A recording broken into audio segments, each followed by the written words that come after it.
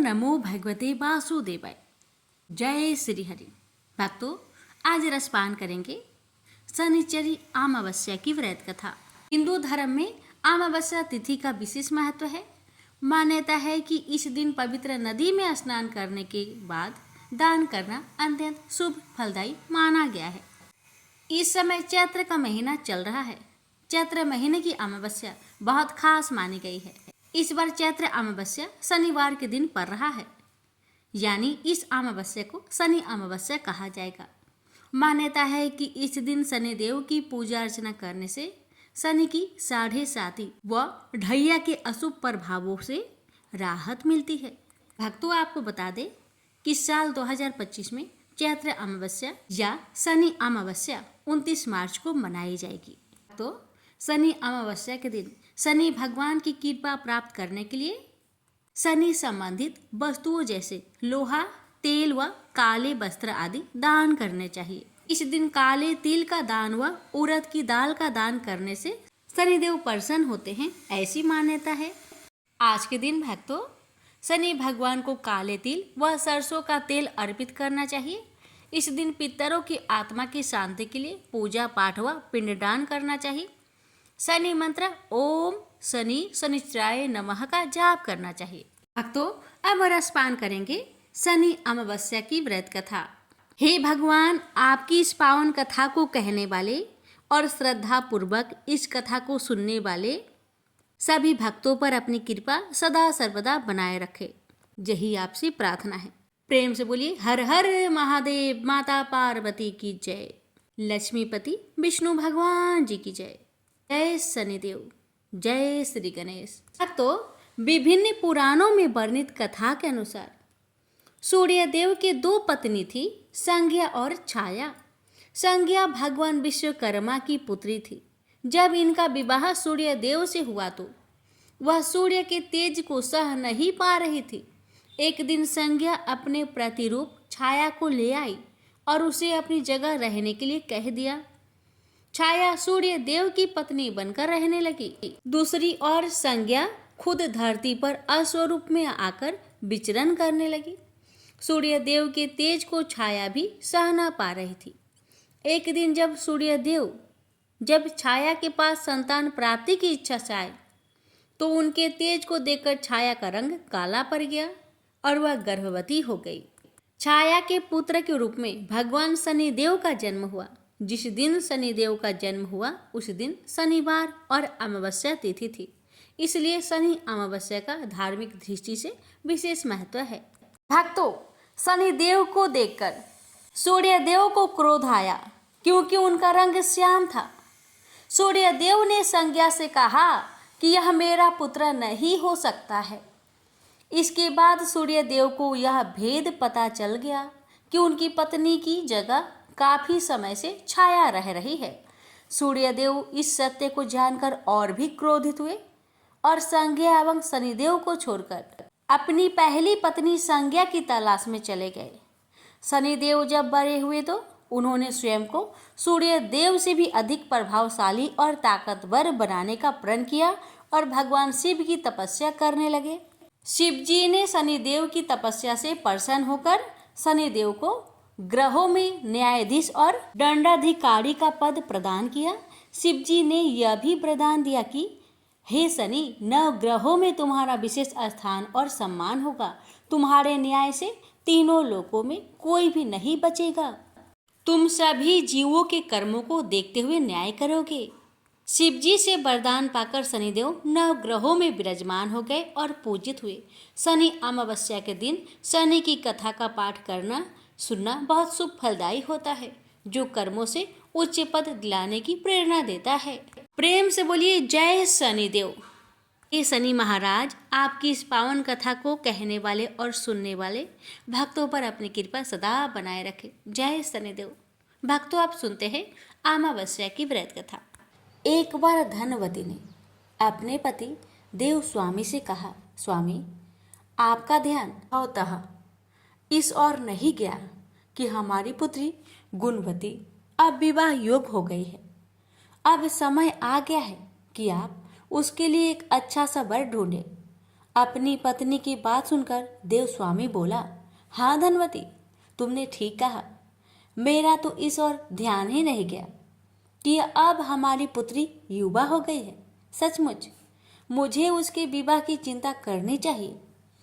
पति की बात सुनकर धनवती प्रफुल्लित हो उठी।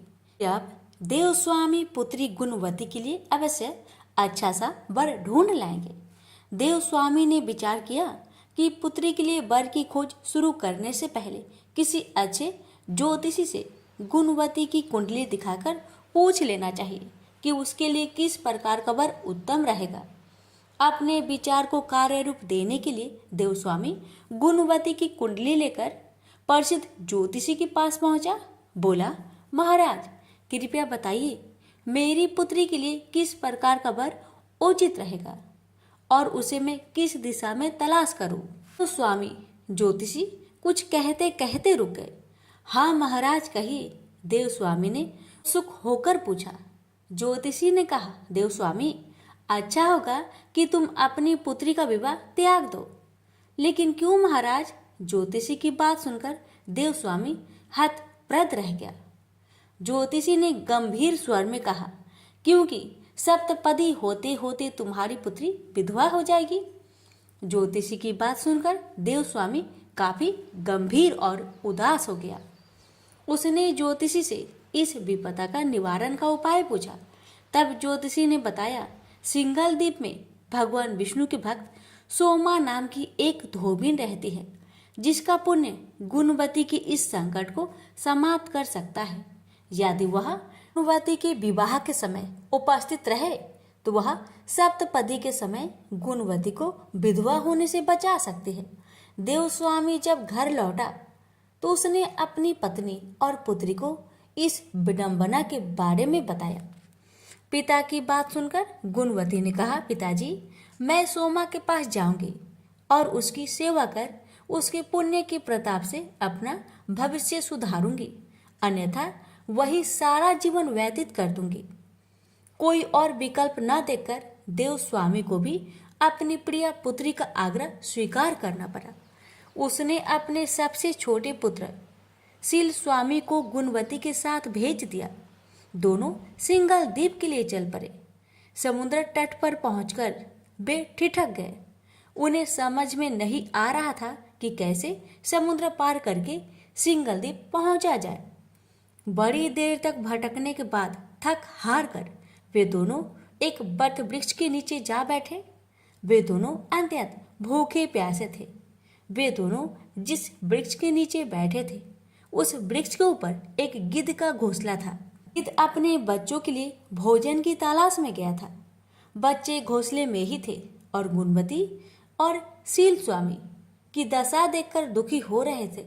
जैसे ही गिद्ध बच्चे के लिए भोजन लेकर लौटा, वैसे ही बच्चों ने उन दोनों भाई बहन के बारे में उसे बताया, उनकी मदद करने का आग्रह किया।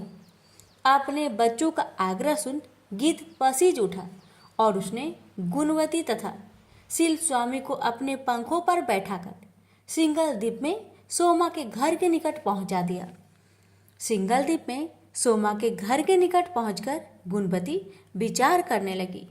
ज्योतिषी ने बताया था कि यदि सोमा मेरे विवाह के अवसर पर उपस्थित रहे तो मैं सप्तपदी के समय विधवा होने से बच सकती हूँ।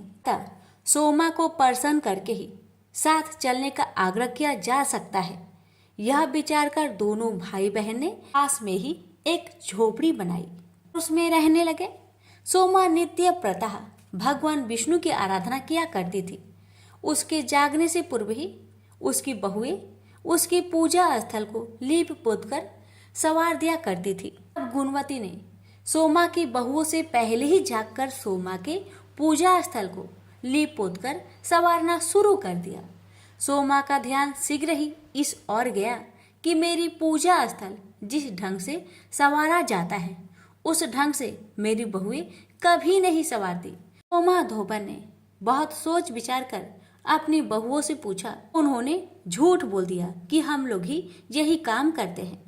तब सोमा ने स्वयं पता लगाने का निश्चय किया। वह रात भर जागते रही। रात्रि की अंतिम पहर में उसने एक युवती को पूजा स्थल को लीपते हुए देखा। सोमा तत्काल उसके पास पहुंची और बोली, पुत्री, तुम कौन हो और प्रतिदिन मेरे स्थल की साफ सफाई क्यों करती हो? तब सोमा ने अपना परिचय देते हुए अपने संकट के बारे में बताया और उससे अपने साथ चलने का आग्रह किया।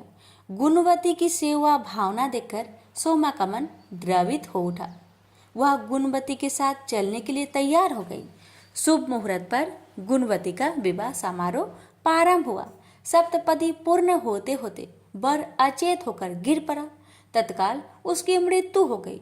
तब सोमा भगवान विष्णु से प्रार्थना करने लगी कि हे भगवान, मेरे पुण्य का फल वर को देकर उसे जीवित कर दो। भगवान विष्णु ने सोमा की प्रार्थना स्वीकार करते हुए वर को जीवित कर दिया। गुणवती अपने पति को जीवित पाकर भाव विभोर हो गई। सोमा अपना काम पूरा करके सिंघल द्वीप लौट गई। घर पहुंचकर उसे एक हृदय विदारक दृश्य देखने को मिला। पुण्यवती सोमा की अनुपस्थिति में उसके पति, पुत्रों एवं दामाद की मृत्यु हो गई थी। परिजन उसके शव के निकट विलाप करते हुए सोमा की आने की प्रतीक्षा कर रहे थे। सोमा ने उसी समय भगवान विष्णु का ध्यान करते हुए पीपल के वृक्ष की 108 बार परिक्रमाएं की। इससे भगवान विष्णु ने प्रसन्न होकर सोमा की पति, पुत्र एवं दामाद को जीवित कर दिया। यह देखकर सोमा की बड़ी बहू ने कहा, हम लोग भी आज से भगवान विष्णु की आराधना किया करेंगे। माँ कोई उत्तर दे पाती, इससे पूर्व ही भगवान विष्णु प्रकट हो गए और उन्होंने सोमा की बहू को समझाते हुए कहा, यह मात्र मेरी कृपा का परिणाम नहीं है, ये तो सोमा के उस पुण्य का शुभ परिणाम है जो इसने निष्ठा, लगन और परोपकार के द्वारा अर्जित किया है। मैं भी उसी की सहायता करता हूँ जो आडंबर को त्याग कर मौन साधना और परोपकार में मन लगाता है। भगवान विष्णु की बात सुनकर सोमा की बहू की आंखें खुल गई और उन्होंने भी ईश्वर की मौन साधना और परोपकार का प्रण किया। प्रेम से बोलिए विष्णु भगवान की जय। माँ लक्ष्मी की कहानी। एक बार की बात है, राजा बलि समय बिताने के लिए एकांत स्थान पर गधे के रूप में छिपे हुए थे। देवराज इंद्र उनसे मिलने के लिए उन्हें ढूंढ रहे थे। एक दिन इंद्र ने उन्हें खोज निकाला। उनके छिपने का कारण जानकर उन्हें काल का महत्व बताया, साथ ही उन्हें तत्व ज्ञान का बोध कराया। तभी राजा बलि के शरीर से एक दिव्य रूप आत्मा स्त्री निकली। उसे देखकर इंद्र ने पूछा, दैत्यराज, यह स्त्री कौन है? देवी, मानुषी अथवा असुरी शक्ति में से कौन सी शक्ति है? राजा बलि बोले, देवराज, ये देवी तीनों शक्तियों में से कोई नहीं है, आप स्वयं पूछ ले। इंद्र के पूछने पर वे शक्ति बोली, देवेंद्र, मुझे ना तो दैत्यराज बलि जानते हैं और ना ही तुम या कोई अन्य देवगण। पृथ्वी लोक पर मुझे अनेक नामों से पुकारते हैं, जैसे श्री, लक्ष्मी आदि। इंद्र बोले, देवी, आप इतने समय से राजा बलि के पास है, लेकिन ऐसा क्या कारण है कि आप उन्हें छोड़कर मेरी ओर आ रही हैं? लक्ष्मी बोली, देवेंद्र, मुझे मेरे स्थान से कोई भी हटा या डिगा नहीं सकता। मैं सभी के पास काल के अनुसार आती जाती रहती हूँ। जैसा काल का प्रभाव होता है, मैं उतने ही समय तक उसके पास रहती हूँ। अर्थात मैं सामान्य अनुसार एक को छोड़कर दूसरे के पास निवास करती हूँ। इंद्र बोले, देवी, आप असुरों के यहाँ निवास क्यों नहीं करती? लक्ष्मी बोली, देवेंद्र, मेरा निवास वहीं होता है जहाँ सत्य हो, धर्म के अनुसार कार्य होते हो, व्रत और दान देने के कार्य होते हो। लेकिन असुर भ्रष्ट हो रहे हैं। ये पहले इंद्रियों को बस में कर सकते थे, सत्यवादी थे, ब्राह्मणों की रक्षा करते थे, पर अब इनके ये गुण नष्ट होते जा रहे हैं। ये तप उपवास नहीं करते, यज्ञ, हवन, दान आदि से इनका कोई संबंध शेष नहीं है। पहले ये रोगी स्त्रियों, वृद्धों, दुर्बलों की रक्षा करते थे, गुरुजन का आदर करते थे, लोगों को क्षमा दान देते थे। लेकिन अब अहंकार, मोह, लोभ, क्रोध, आलस्य, अविवेक, काम आदि ने इनके शरीर में जगह बना लिया है। ये लोग पशु तो पाल लेते हैं, लेकिन उन्हें चारा नहीं खिलाते। उनका पूरा दूध निकाल लेते हैं और पशुओं के बच्चे भूख से चित्कारते हुए मर जाते हैं। ये अपने बच्चों का लालन पालन करना भूलते जा रहे हैं। इनमें आपसी भाईचारा समाप्त हो गया है। लूट, खसोट, हत्या, व्यभिचार, कलह, स्त्रियों की पतिव्रता नष्ट करना ही इनका धर्म हो गया है।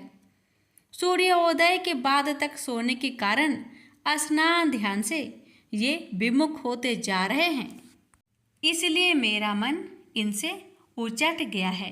देवताओं का मन अब धर्म में आसक्त हो रहा है, इसलिए अब मैं इन्हें छोड़कर देवताओं के पास निवास करूंगी।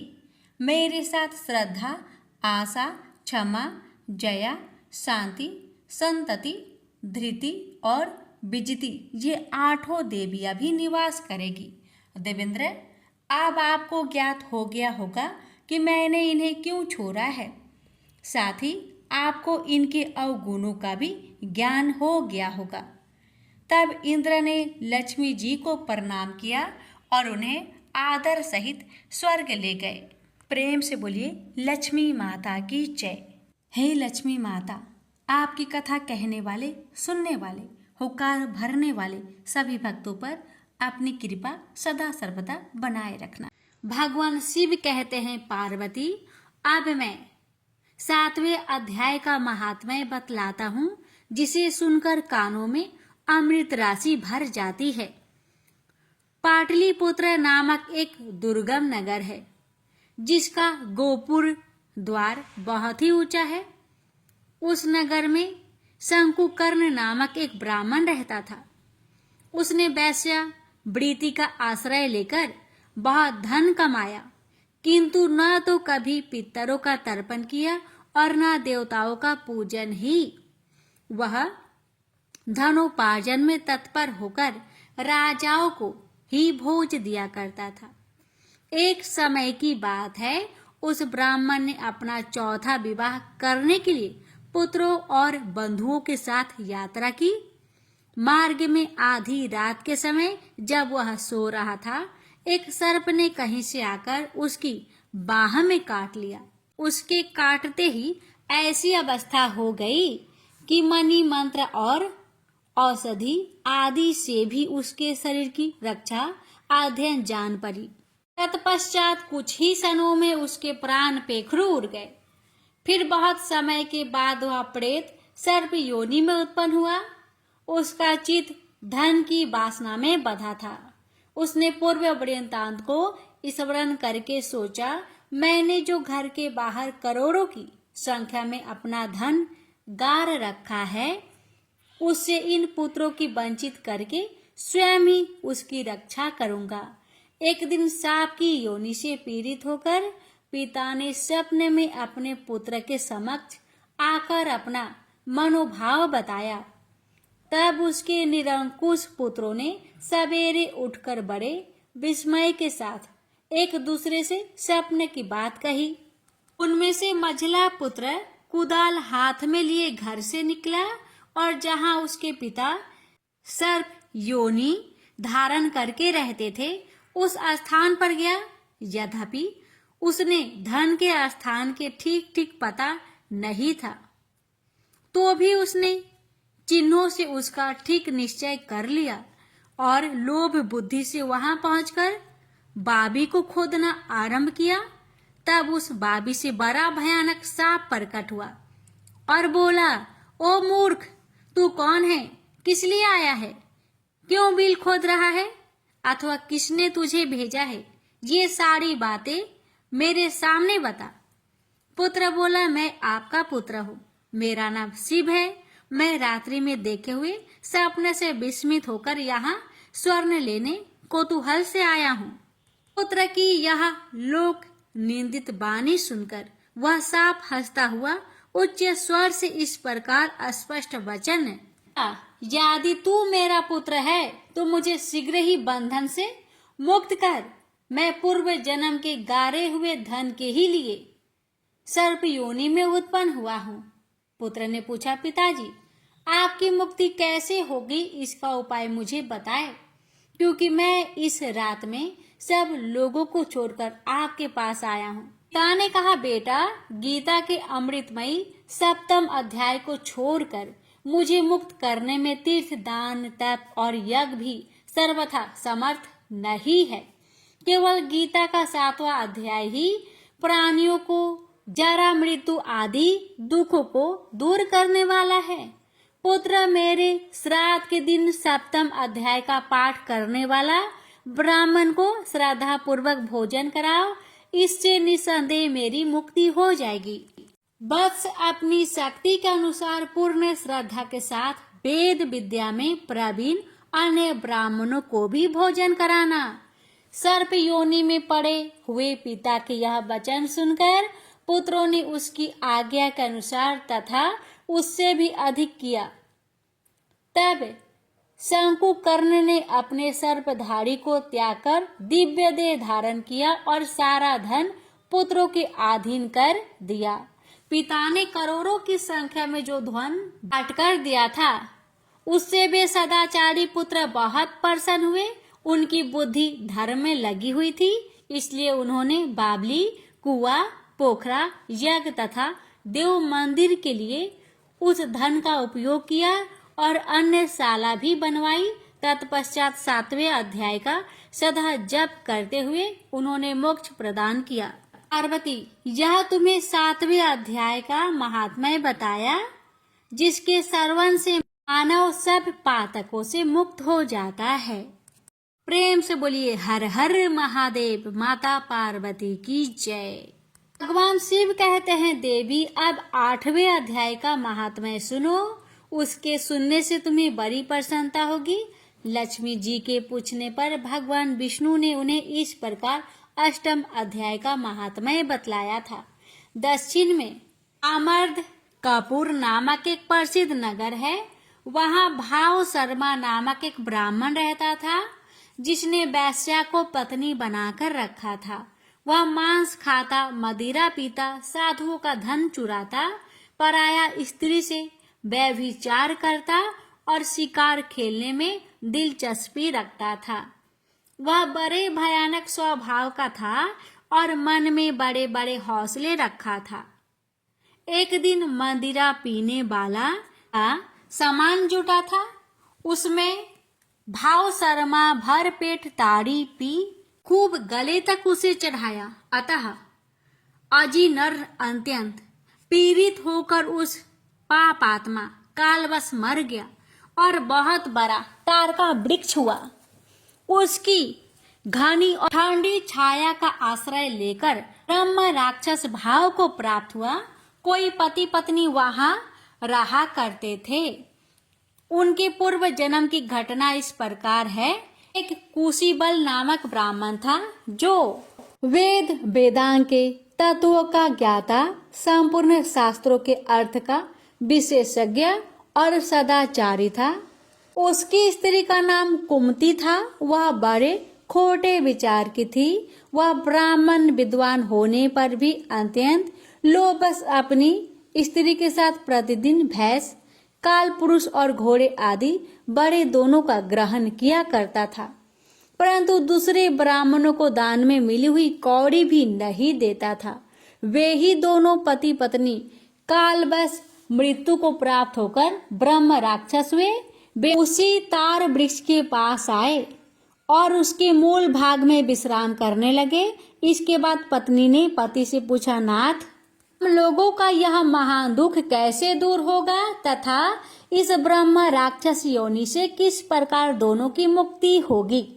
तब उस ब्राह्मण ने कहा, ब्रह्म विद्या के उपदेश, आध्यात्म तत्व के विचार और कर्म विधि के ज्ञान बिना किस प्रकार संकट से छुटकारा मिल सकता है। यह सुनकर पत्नी ने पूछा कि वह ब्रह्मा क्या है, आध्यात्म क्या है और कर्म कौन सा है। उसकी पत्नी के इतना कहते ही जो आश्चर्य की घटना घटित हुई उसको सुनो। उपयुक्त वाक्य गीता के 8वें अध्याय का आधा श्लोक था। उसके श्रवण से वह वृक्ष उस समय तार के त्याग को त्याग कर भाव शर्मा नामक ब्राह्मण हो गया। तत्काल ज्ञान होने से विशुद्ध चित होकर वह पाप के चोल से मुक्त हो गया तथा उस आधे श्लोक के ही महात्म्य में पति पत्नी भी मुक्त हो गए। उनके मुख से द्वैवाद की 8वें अध्याय का आधा श्लोक निकल पड़ा था। तदंतर आकाश से एक दिव्य विमान आया और वे दोनों पति पत्नी उस विमान पर आरूढ़ होकर स्वर्ग को चले गए। वहां का यह सारा वृत्तांत अत्यंत आश्चर्यजनक था। उसके बाद उस बुद्धिमान ब्राह्मण भाव शर्मा ने आदर पूर्वक उस आधे श्लोक को लिखा और देव नादन की आराधना करने की इच्छा से वह मुक्तिदायिनी काशीपुर में चला गया। वहां उस उदार बुद्धि वाले ब्राह्मण ने भारी तपस्या आरंभ की। उसी समय क्षीर सागर की कन्या भगवती लक्ष्मी ने हाथ जोड़कर देवताओं के भी देवता जगतपति जनार्दन से पूछा, नाथ आप सहसा नींद त्याग कर खड़े हो गए। भागीरथी के तट पर बुद्धिमान ब्राह्मण भाव शर्मा मेरे भक्ति रस परिपूर्ण होकर अत्यंत कठोर तपस्या कर रहा है। वह अपनी इंद्रियों को बस में करके गीता के 8वें अध्याय के आधे श्लोक का जप करता है। मैं उसकी तपस्या से बहुत संतुष्ट हूँ। बहुत देर से उसकी तपस्या अनुरूप फल का विचार कर रहा था। प्रिय, इस समय वह फल देने को मैं उत्कंठित हूँ। पार्वती जी ने पूछा, भगवान श्रीहरि सदा प्रसन्न होने पर भी जिसके लिए चिंतित हो उठे वे उस भगवत भाव शर्मा कौन सा फल प्राप्त किया। महादेव जी बोले, देवी द्विजश्रेष्ठ भाव शर्मा प्रसन्न हुए। भगवान विष्णु के प्रसाद को पाकर अत्यधिक सुख मोक्ष को प्राप्त हुआ तथा उसके अन्य वंशक भी जो नरक यात्राओं में पड़े थे उसी के शुभ कर्मों से भागवत धाम को प्राप्त हुआ। पार्वती, यह 8वें अध्याय का महात्म्य थोड़े में ही तुम्हें बताया है। इस पर सदा विचार करते रहना चाहिए। प्रेम से बोलिए हर हर महादेव। माता पार्वती की जय। श्री हरि लक्ष्मी नारायण जी की जय। कथा इस प्रकार है। एक राज्य में एक राजा और एक रानी रहते थे जिनकी 4 संतानें थी, 2 लड़के और 2 लड़की। एक लड़की का नाम पूर्णिमा तथा दूसरी लड़की का नाम अमावस्या था। पूर्णिमा घर के कामों में निपुण थी और घर का पूरा काम करती थी और भगवान की पूजा अर्चना भी किया करती थी और इसके अतिरिक्त वह गौ माता की सेवा भी किया करती थी। और उसकी दूसरी बहन अमावस्या ना ही घर का कोई काम करती थी, ना ही भगवान की पूजा अर्चना करती थी और ना ही गौ माता की सेवा करती थी। पूर्णिमा सर्वगुण संपन्न थी। फिर भी राजा और रानी अपने दोनों बेटों तथा पुत्री अमावस्या को ही प्यार किया करते थे और वह पूर्णिमा से प्यार नहीं करते थे, उसके साथ भेदभाव करते थे। राजा के चारों पुत्र और पुत्री धीरे धीरे बड़े हो रहे थे। जब वे बड़े हो गए, राजा ने अपने दोनों पुत्रों का विवाह योग्य कन्याओं के साथ करा दिया। इसके बाद रानी ने राजा से कहा कि हमारे दोनों पुत्रों और पुत्री अब विवाह की योग्य हो गई है और इन दोनों का विवाह भी करा दीजिए, लेकिन पुत्री अमावस्या का विवाह किसी बड़े खानदान में करना और पूर्णिमा का विवाह किसी गरीब परिवार में करना, क्योंकि पूर्णिमा को केवल भगवान की पूजा पाठ करना ही पसंद है और गाय की सेवा करना पसंद है। अब रानी ने राजा को दोनों पुत्रियों का रिश्ता तय करने के लिए भेज दिया। राजा ने अपने पड़ोसी राज्य में जाकर वहां के राजा के पुत्र से अमावस्या का रिश्ता तय किया और वहीं पास के गांव में जाकर एक गरीब परिवार के लड़के से पुत्री पूर्णिमा का रिश्ता भी तय कर दिया। यह सारी बात जाकर राजा ने अपनी रानी से बताया। तो रानी यह सोचने लगी कि अब देखते हैं कि भगवान इसकी मदद कैसे करते हैं। यह बहुत ही पूजा पाठ करती है और भगवान में मगन रहती है। पूर्णिमा का भाई और उसकी भाभी पूर्णिमा से बहुत प्यार करते थे, क्योंकि पूर्णिमा उनके घर के कामों में उनका साथ देती थी और कामों में उनका हाथ बताती थी। और यही उनकी दूसरी बहन अमावस्या उन पर अपना रोक जमाती है और घर का कोई कार्य नहीं करती। कुछ समय बीत जाने के बाद दोनों पुत्रियों का विवाह भी हो जाता है। राजा और रानी के विवाह के बाद अपनी दोनों पुत्रियों को विदाई देते हैं। विदाई देते समय राजा और रानी पुत्री अमावस्या को बहुत सारा धन दौलत देकर विदा करते हैं और पूर्णिमा को कुछ भी नहीं देते, खाली हाथ अपने घर से विदा करते हैं। इसके बाद दोनों बहनें अपने अपने ससुराल को चली जाती हैं। कुछ दिन बीत जाते हैं और एक दिन अमावस्या अपने घर पर भगवान भोलेनाथ का व्रत रखती है, कथा रखती है, जिसमें वह सभी गांव वालों को निमंत्रित करती है, पर अपनी बहन पूर्णिमा को नहीं बुलाती। जब गांव की सभी औरतें अमावस्या के यहाँ जाती है तो ये सब दृश्य पूर्णिमा अपने घर के दरवाजे के बाहर बैठकर देख रही होती है। तब वहां से गुजर रही औरतें पूर्णिमा से कहते हैं कि तुम्हारी बहन के यहाँ शिव जी की कथा रखी है, क्या तुम नहीं चलोगी? तो पूर्णिमा ने कहा, मुझे मेरी बहन ने नहीं बुलाया है, मैं नहीं जा सकती। सभी गांव की औरतों ने पूर्णिमा से कहा, बुलाया नहीं तो क्या हुआ, भगवान शिव की कथा है, तुम हमारे साथ चलो। गांव की सभी औरतें की बात मानकर पूर्णिमा भी उनके साथ भगवान शिव की कथा में अमावस्या के घर चली जाती है। जब अमावस्या की नजर पूर्णिमा पर पड़ती है तो वह कहती है कि तुम यहाँ कैसे चली आई, मैंने तो तुम्हें नहीं बुलवाया था। खैर कोई बात नहीं, अब तुम आ ही गई हो तो चुपचाप बैठे रहना। और यह कहते हुए अमावस्या पूर्णिमा की गर्मी की मजाक उड़ाया। पूर्णिमा की आंखों में आंसू आ गए और रोते रोते मन ही मन पूर्णिमा भगवान शिव से विनती करती रही, हे भगवान, क्या पूजा पाठ करना गलत है? गौ माता की सेवा करना गलत है? आखिर मेरी गलती ही क्या है? आप मुझ पर अपनी कृपा दृष्टि कब बनाएंगे? पूर्णिमा बार बार शिव जी से यही कहती रही। इतने में शिव की कथा पूरी हो जाती है और अमावस्या भगवान का प्रसाद बांटने लगती है। वह सभी लोगों को प्रसाद देती है, पर पूर्णिमा को वह प्रसाद नहीं देती। बिना प्रसाद के ही पूर्णिमा अपने घर को लौट जाती है। रास्ते में वह सोचती है कि यदि मैं खाली हाथ अपने घर पे गई तो बच्चे प्रसाद मांगेंगे, तो वह उन्हें क्या जवाब देगी। ये सोचकर पूर्णिमा ने सोचा, क्यों ना मैं अपने मायके भाई भौजाई के पास चली जाऊं, वहां से अपने बच्चे के लिए कुछ लेकर आऊंगी। ऐसा सोचते हुए वह अपने घर को वापस लौट आई और अपने पति और बच्चे को कहती है कि मैं अपने मायके जा रही हूँ। पति और बच्चे ने कहा, ठीक है। कुछ समय के बाद पूर्णिमा अपने मायके के लिए रवाना हो गई। चलते चलते एक चबूतरा आया और उस चबूतरे पर तुलसी जी का पौधा लगा था और उसी चबूतरे के बगल में, तुलसी जी की पौधे के बगल में एक बूढ़ी माई बैठी हुई थी और वह कोई नहीं, साक्षात तुलसी माँ थी। वह पूर्णिमा की परीक्षा लेने के लिए वहां बैठी थी। जब उस बूढ़ी माँ ने पूर्णिमा को देखा तो कहा, बिटिया तुम कौन हो और कहाँ जा रही हो? पूर्णिमा ने अपना परिचय दिया। परिचय देने के बाद बूढ़ी माई पूर्णिमा से कहती है कि यहाँ तुलसी का पौधा सूख रहा है, इसमें थोड़ा पानी डाल दो और इस चबूतरे की साफ सफाई कर दो, जिससे मुझे थोड़ा ठंडक मिलेगी।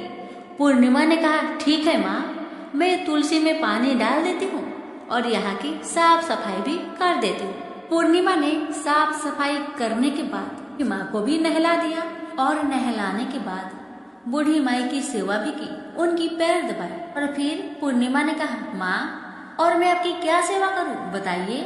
बूढ़ी माई कहते हैं, नहीं बेटा, अब कोई भी काम नहीं, तुम जाओ, पर वापस आते समय मुझसे मिलते हुए जाना।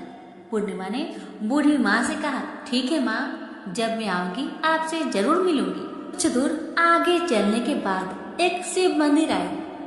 वहां पर उसे एक बूढ़ा बाबा मिले जो मंदिर के बाहर बैठे हुए थे, और वह कोई नहीं, साक्षात भोलेनाथ थे। वो भी पूर्णिमा की परीक्षा लेने के लिए बैठे थे। उन्होंने पूर्णिमा को देखा तो कहा, बेटी तुम कहाँ जा रही हो? तब पूर्णिमा ने अपना परिचय दिया और फिर बूढ़े बाबा ने पूर्णिमा से कहा कि देखो बेटी, इस चबूतरे की ओर, इस मंदिर की ओर कितनी गंदगी पड़ी है, क्या तुम इस मंदिर की चबूतरे को साफ कर दोगी? तो पूर्णिमा ने कहा, क्यों नहीं बाबा, जरूर साफ करूंगी और अभी साफ कर देती हूँ। पूर्णिमा ने मंदिर की बहुत अच्छे से साफ सफाई की, चबूतरे की भी बहुत अच्छे से साफ सफाई की और वहां पर बैठकर भोलेनाथ की पूजा अर्चना भी की। और पूजा अर्चना करने के बाद वह बूढ़े बाबा को भी नहला दी और उनसे कहा कि बाबा, आपका और कोई काम है तो मुझे बतलाइए। तब बूढ़े बाबा ने कहा, बेटी नहीं, और कोई काम नहीं है, बस तुम जब वापस आएगी तो मुझसे एक बार मिलते हुए जाना। तो पूर्णिमा ने कहा, ठीक है बाबा, जब मैं आऊंगी आपसे जरूर मिलूंगी। अब पूर्णिमा कुछ दूर आगे गई तो उन्हें एक काली जी का मंदिर देखा और मंदिर के बाहर एक बूढ़ी अम्मा चबूतरे पर बैठी हुई थी। उस बूढ़ी अम्मा ने पूर्णिमा को देखा तो कहा, बेटी तुम कौन हो और कहाँ जा रही हो? पूर्णिमा ने अपना परिचय बूढ़ी अम्मा को दिया। तब बूढ़ी माँ ने कहा, देखो, इस मंदिर में कोई भी पूजा पाठ करने के लिए नहीं आता, इसलिए मंदिर बहुत गंदी हो गई है, क्या तुम इस मंदिर की साफ सफाई कर दोगी? तो पूर्णिमा ने कहा, हाँ माँ, क्यों नहीं, मैं साफ कर दूंगी। तब पूर्णिमा ने माता जी के मंदिर और चबूतरे की बड़े ही प्यार से साफ सफाई कर देती है और साफ सफाई करने के बाद पूजा पाठ भी करती है और माता जी का श्रृंगार कर देती है और अब उस बूढ़ी माँ को भी नहला देती है और बूढ़ी अम्मा की पैर भी दबाती है और कहती है, माँ और कोई काम है? तब माता जी कहती है, ना बेटा, और कोई काम नहीं है, बस इतना है कि जब तुम अपने मायके से वापस आओगी तो मुझसे एक बार मिलते हुए जाना। तो पूर्णिमा ने कहा, ठीक है माँ, मैं वापस आऊंगी तो जरूर आपसे मिलूंगी। पूर्णिमा आगे बढ़ती गई। आगे चलते चलते एक नदी आई और नदी के पास भी एक बूढ़ी माई बैठी थी और वह बूढ़ी माई और कोई नहीं, वह गंगा मैया थी। तो बूढ़ी माई ने पूर्णिमा से कहा, बेटी तुम कौन हो और कहाँ से आई हो? उसे भी पूर्णिमा ने अपना परिचय दिया। तब बूढ़ी माई ने पूर्णिमा से कहा कि नदी पर स्नान करने तो बहुत लोग आते हैं, लेकिन यहाँ की सफाई कोई नहीं करता, इसलिए तुम इस किनारे पर साफ सफाई कर दो।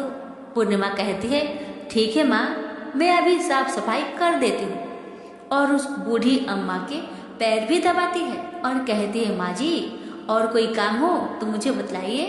तब बूढ़ी माई कहती है कि नहीं बेटा, अब कोई काम नहीं है, तुम जाओ, लेकिन जब वापस तुम आओगी तो मुझसे मिलकर जरूर जाना। और वह नाव में बैठकर नदी के दूसरे किनारे पर पहुंच जाती है और वहां अपने मायके के घर पहुंच जाती है। वहां पर पूर्णिमा के भाई और भाभी उसे देखकर बहुत खुश हो जाते हैं और वे पूर्णिमा की बहुत खातिरदारी करते हैं, उससे बहुत सारी बातें करते हैं और कहते हैं कि बच्चों को भी साथ क्यों नहीं लेकर आई, बहुत अच्छा लगता अगर तुम लाती तो। अब भैया भाभी और बहन पूर्णिमा मिलकर ढेर सारी बातें करते हैं, नाश्ता पानी करते हैं। उसके बाद पूर्णिमा अपने भाई भाभी से कहती है, भैया भाभी अब मैं ससुराल जाती हूँ। उसकी भाभी ने उसके लिए एक साड़ी दिया कि बच्चे के लिए कुछ कपड़े और खाने पीने की कुछ चीजें भी रख दी और कहा कि तुम बहुत दिनों के बाद आती हो पूर्णिमा, जल्दी जल्दी आया करना। पूर्णिमा की भाभी ने कपड़ों का थैला, खाने का थैला पूर्णिमा के हाथों में दे दिया और कहा, जाओ और जल्दी वापस आना। इसके बाद पूर्णिमा वहां से अपने ससुराल के लिए रवाना हो गए और उस नदी के किनारे पहुंची और नाव में बैठकर दूसरे किनारे पर उतर गई। वहां उतरने के बाद वहां पर उसे वही बूढ़ी माँ मिली जो साक्षात गंगा मैया थी। उस बूढ़ी अम्मा ने पूर्णिमा को एक थैला दिया और कहा कि इसे तुम अपने घर ले जाकर ही खोलना। अब पूर्णिमा के पास 2 थैले हो गए थे। उन्हें लेकर पूर्णिमा वहां से रवाना हुई और कुछ दूर चलने के बाद काली माँ का मंदिर आया। वहां पर काली माँ बूढ़ी माँ के रूप में विराजमान थी। तब बूढ़ी माँ ने कहा, आ गई बेटी पूर्णिमा? तो पूर्णिमा ने कहा, हाँ माँ जी, मैं आ गई। तो काली माँ ने उसे भी एक थैला दिया। कहा, बेटी पूर्णिमा, इस थैला को अपने घर पर ही जाकर खोलना, उससे पहले मत खोलना। तो पूर्णिमा ने कहा, ठीक है माँ। तो तीनों थैला लेकर पूर्णिमा आगे बढ़ी तो कुछ दूर जाने पर शिव जी का मंदिर आया। वहाँ बूढ़े बाबा के रूप में शिव जी स्वयं विराजमान थे। बूढ़े बाबा ने कहा, पूर्णिमा तुम वापस आ गई? पूर्णिमा ने कहा, हाँ बाबा, मैं वापस आ गई। बाबा ने पूर्णिमा को भी एक थैला दिया और कहा, यह थैला तुम घर पर ही जाकर खोलना, ठीक है बिटिया? तो पूर्णिमा ने कहा, ठीक है बाबा। अब पूर्णिमा के पास 4 थैले हो गए थे। पूर्णिमा पहले थैले को कैसे ले जाती है? उसने क्या किया, एक पुरानी साड़ी निकाली। उसने सभी सामानों का एक गड्ढा बना लिया और सर पर रखकर वहां से रवाना हो गई। कुछ दूर जाने के बाद उसे तुलसी माँ बूढ़ी औरत के रूप में मिली और वह कहती है, पूर्णिमा तुम आ गई? तो पूर्णिमा कहती है, हाँ माँ, हम आ गए। तब बूढ़ी माँ ने भी उसे एक थैला दिया और कहती है, बेटा इसे अपने घर को जाकर ही खोलना। तो पूर्णिमा ने कहा, ठीक है माँ जी। अब पूर्णिमा के पास 5 थैले हो गए थे। पूर्णिमा वहां से रवाना हुई तो वापस अपने घर पहुंच गई। पूर्णिमा ने अपने सर की थैले को नीचे रखा और सबसे पहले अपने मायके का थैला खोलकर देखने लगी। उसमें बच्चे के लिए अच्छे अच्छे कपड़े और खाने पीने की चीजें थी और उसके लिए कुछ गहने भी थे। पूर्णिमा ने कपड़े अपने बच्चों को दे दिए और खाने पीने की चीजें भी बच्चों को दे दी। बच्चे यह सब पाकर बहुत खुश हुए।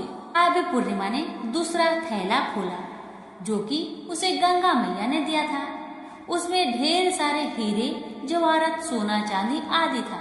इसके बाद अब पूर्णिमा ने तीसरा थैला खोला जो कि उसे काली माँ ने दिया था। उसमें बहुत सारा सोना श्रृंगार का सामान भरा हुआ था। इसके बाद पूर्णिमा ने चौथा थैला खोला जो उसे भगवान शिव ने दिया था। उसमें बहुत सारा धन संपत्ति भरा हुआ था और बहुत सारी खुशियां भरी हुई थी। इसके बाद अब पूर्णिमा ने 5वां थैला खोला जो उसे तुलसी माँ ने दिया था। उसमें चावल, दाल और 7 प्रकार की खाने की चीजों से भरा हुआ था। अब पूर्णिमा के घर में किसी भी चीज की कमी नहीं रही। उसका घर धने धने से भरा हुआ था और परिपूर्ण था। अब पूर्णिमा और उसका परिवार सुखमय जीवन व्यतीत करने लगे। अब पूर्णिमा के मन में विचार आया कि क्यों ना वह शिव जी की कथा कराए और शिव जी की कथा में एक बहुत बड़ा कार्यक्रम भी रखा। पूर्णिमा ने गांव के सभी लोग को निमंत्रण दिया और घर घर जाकर सभी लोगों को बुलाया।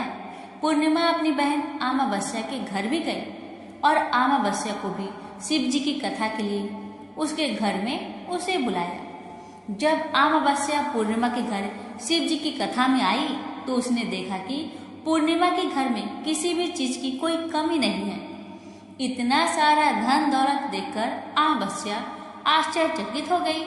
उसने पूर्णिमा से कहा कि तुम्हारे घर में इतनी धन दौलत कहाँ से आई है? पूर्णिमा ने कहा, देखो बहन, तुमने शिव जी की कथा में मुझे नहीं बुलाया था, फिर भी मैं चली आई और तुमने मुझे प्रसाद तक नहीं दिया और मेरी गरीबी का मजाक भी उड़ाया। उसके बाद मैं अपने घर आई। घर आते हुए मन ही मन मैं सोच रही थी कि अपने मायके जाऊंगी और मैं अपने मायके चली गई और जो कुछ घटना इस बीच हुआ वह सभी घटना अपनी बहन अमावस्या को बताती है।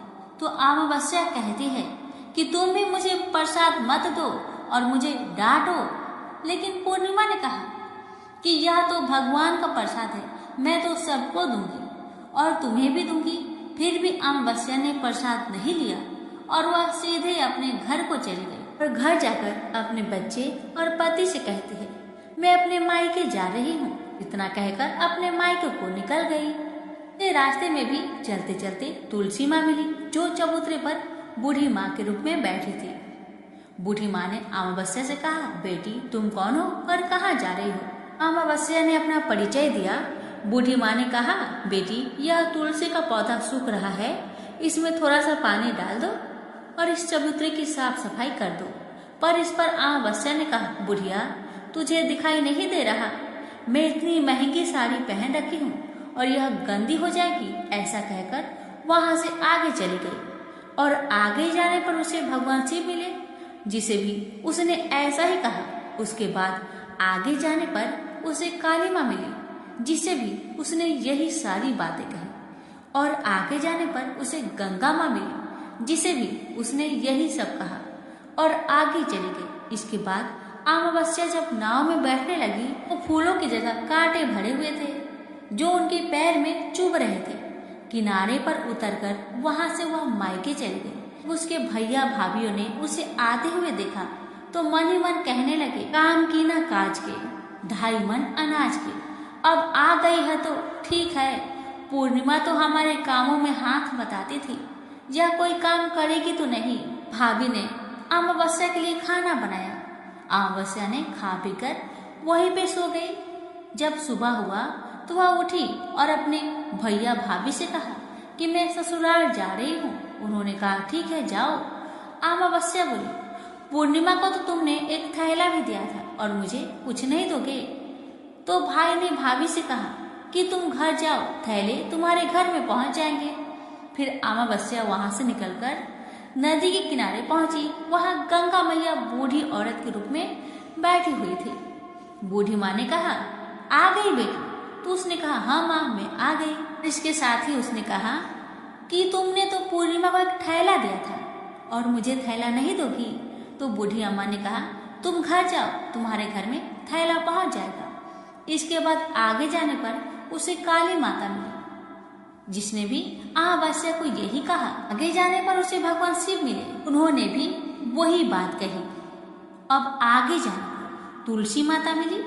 जब तुलसी माता से भी अमावस्या ने थैला मांगा तो तुलसी माता ने भी वही जवाब दिया, तुम जाओ, तुम्हारे घर में पहुंच जाएगा। अब अमावस्या अपने घर पहुंच गई। आंगन में देखा तो वहां पर 5 थैले पड़े हुए थे। अमावस्या ने मन ही मन में सोचा कि अब तो मेरे पास भी बहुत सारी धन दौलत आ जाएगी। जल्दी जल्दी ने सारे थैले को खोला। किसी में मिट्टी थे तो किसी में पत्थर, किसी में कंकर और किसी में कोयला। उसे मायके से भी कुछ नहीं मिला था, इन थैलों में भी कुछ नहीं था। अमावस्या दौड़ती हुई पूर्णिमा के घर गई और कहती है कि तुम्हें तो इतना कुछ मिला बहन, मुझे तो कुछ नहीं मिला, आखिर क्यों? तब पूर्णिमा कहती है, जब मैं अपने मायके जाती हूँ तो अपनी भाभीियों के साथ उनके काम में हाथ बटाती हूँ, उनके साथ मिलकर काम करती हूँ, लेकिन तुम ऐसा कुछ नहीं करती, उनकी इज्जत भी नहीं करती, इसलिए वह भला तुम्हें क्या देंगे? इसके बाद तुमने गंगा मैया को ठुकरा दिया और काली माँ को भी ठुकरा दिया और भगवान शिव को भी तुमने ठुकरा दिया, इसलिए उन्होंने भी तुम्हें कुछ नहीं दिया। अमावस्या कहती है, बहन तुम मुझे माफ कर दो, मैंने तुम पर हमेशा अत्याचार किया है, मुझे कुछ नहीं मिला तो कोई बात नहीं, मैं भी भगवान की भक्ति करूंगी और सब कुछ प्राप्त कर लूंगी, मुझे इन सब चीजों का रहस्य बताओ। तो पूर्णिमा ने कहा, तुम 3 सूत्र का ज्ञान ले लो और उसकी कथा करना। पहला सूत्र में दया मांगना, दूसरे सूत्र में कथा मांगना और तीसरे सूत्र में 108 बार ओम नमः शिवाय का जाप करना। भगवान ने यह सूत्र दिए हैं, उनको अपने हृदय में बसा लेना। मैंने भी यह 3 सूत्र अपने जीवन में अपनाए थे और सच्चे मन से भगवान की भक्ति पूजा पाठ की थी। फिर भगवान ने मुझे यह सब कुछ दिया और तुम्हारे पास जो कुछ था वह भी समाप्त हो गया। इसके बाद अमावस्या अपने घर गई और भगवान की पूजा पाठ करने लगी और भगवान शिव से उसने माफी मांगी और गौ माता की सेवा भी की और दूसरों की मदद भी करने लगी। नाथ की कृपा से अमावस्या के घर में भी अन्न धन के भंडार भर गए। तो प्रेम से बोलिए उमापति शंकर भगवान की जय। गणेश जी की खीर वाली कहानी। एक बार गणेश जी ने पृथ्वी के मनुष्य की परीक्षा लेने का विचार किया। वे अपना रूप बदलकर पृथ्वी पर भ्रमण करने लगे। उन्होंने एक बालक का रूप बना लिया। एक हाथ में एक चम्मच में दूध ले लिया और दूसरे हाथ में एक चुटकी चावल ले लिए और गली गली घूमने लगे। साथ ही साथ आवाज लगाते चल रहे थे, कोई मेरे लिए खीर बना दे, कोई मेरे लिए खीर बना दे। कोई भी उन पर ध्यान नहीं दे रहा था, बल्कि लोग उन पर हंस रहे थे। वे लगातार एक गांव के बाद दूसरे गांव इसी तरह चक्कर लगाते हुए पुकारते रहे, पर कोई खीर बनाने के लिए तैयार नहीं था। सुबह से शाम हो गई, गणेश जी लगातार घूमते रहे। एक बुढ़िया थी, शाम के वक्त अपनी झोपड़ी के बाहर बैठी हुई थी। तभी गणेश जी वहां से पुकारते हुए निकले कि कोई मेरी खीर बना दे, कोई मेरी खीर बना दे। बुढ़िया बहुत कोमल हृदय वाली स्त्री थी। उसने कहा, बेटा मैं तेरी खीर बना देती हूँ। गणेश जी ने कहा, माई अपने घर में से दूध और चावल लेने के लिए बर्तन ले आओ। बुढ़िया एक कटोरी लेकर जब झोपड़ी के बाहर आई तो गणेश जी ने कहा, अपने घर का सबसे बड़ा बर्तन लेकर आओ। बुढ़िया को थोड़ी झुलझुलाहट हुई, पर उसने कहा, चलो बच्चे का मन रख लेती हूँ, और अंदर जाकर वह अपने घर का सबसे बड़ा पतीला लेकर बाहर आई। गणेश जी ने चम्मच से पतीले में दूध उड़ेलना शुरू किया। तब बुढ़िया के आश्चर्य की सीमा न रही। जब उसने देखा दूध से पूरा पतीला भर गया है, एक के बाद एक वह बर्तन झोपड़ी से बाहर लाती गई और उसमें गणेश जी दूध भरते चले गए। इस तरह से घर के सारे बर्तन दूध से लबालब भर गए। गणेश भगवान ने बुढ़िया से कहा, मैं स्नान करके आता हूँ, तब तक तुम खीर बना लो, मैं वापस आकर खाऊंगा। बुढ़िया ने पूछा, मैं इतनी सारी खीर का क्या करूंगी? इस पर गणपति जी बोले, सारे गांव को दावत दे दो। बुढ़िया ने बड़े प्यार से मन लगाकर खीर बनाई। खीर की भीनी भीनी मीठी मीठी खुशबू चारों दिशाओं में फैल गई। खीर बनाने के बाद वह हर घर में जाकर खीर खाने का न्योता देने लगी। लोग उस पर हंस रहे थे। बुढ़िया के घर में खाने को दाना नहीं और यह सारे गांव को खीर खाने की दावत दे रही है। लोगों को कौतूहल हुआ और खीर की खुशबू से लोग खींचे चले आए। लो, सारा गांव बुढ़िया घर में इकट्ठा हो गया। जब बुढ़िया की बहू को दावत की बात मालूम हुई, तब वह सबसे पहले वहां पहुंच गई। उसने खीर से भरे पतीलों को जब देखा तो उसके मुंह में पानी आ गया। उसे बड़ी जोर से भूख लगी हुई थी। उसने एक कटोरी खीर निकाली और दरवाजे के पीछे बैठकर खाने को तैयार करने लगी। इसी बीच एक छींटा गिर गया और गणपति जी का भोग लग गया और वो प्रसन्न हो गए। अब पूरे गांव को खाने की दावत देकर बुढ़िया वापस अपने घर आई। उसने देखा बालक वापस आ गया था। बुढ़िया ने कहा, बेटा खीर तैयार है, भोग लगा लो। गणपति जी बोले, माँ भोग तो लग चुका है, मेरा पेट पूरी तरह से भर गया है, मैं तृप्त हूँ, अब तू खा, अपने परिवार और गांव वालों को खिला। बुढ़िया ने कहा, यह तो बहुत ज्यादा है, सबका पेट भर जाएगा, इसके बाद भी यह बच जाएगी। उस बची खीर का मैं क्या करूंगी? इस पर गणेश जी बोले, उस बची खीर को रात में अपने घर के चारों कोनों में रख देना। और बुढ़िया ने ऐसा ही किया। जब सारा गांव जी भरकर खा चुका, तभी ढेर सारी खीर बच गई। उसने उसके पत्रों को अपने घर के चारों तरफ रख दिया। वहां उठकर उसने क्या देखा? पतीले में खीर के स्थान पर हीरे, जवाहरात और मोती भर गए हैं। वह बहुत खुश हुई। उसकी सारी दरिद्रता दूर हो गई। वह आराम से रहने लगी। उसने गणपति जी का एक भव्य मंदिर बनवाया और साथ में एक बड़ा सा तालाब भी खुदवाया। इस तरह उसका नाम दूर दूर तक प्रसिद्ध हो गया। उस जगह वार्षिक मेले लगने लगे। लोग गणेश जी की कृपा प्राप्त करने के लिए उस स्थान पर पूजा करने और मान्यताएं मानने के लिए आने लगे। गणेश जी सबकी मनोकामनाएं को पूरी करने लगे। प्रेम से बोलिए गणेश भगवान की जय।